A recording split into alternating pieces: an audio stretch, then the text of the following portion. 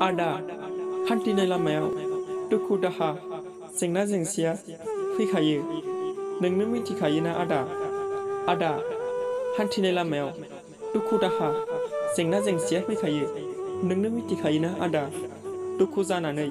जेनना थानाया सासे बर' सुबुंनि आखु एबा गुबै महर नङा दिनै आदाया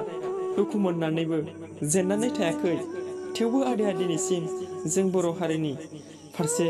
साननानै अरायसम हाबा मावदों गोजोनबाय आं आदा नोंनि बै साननाय सानस्रि आखल आखुखौ नुनानै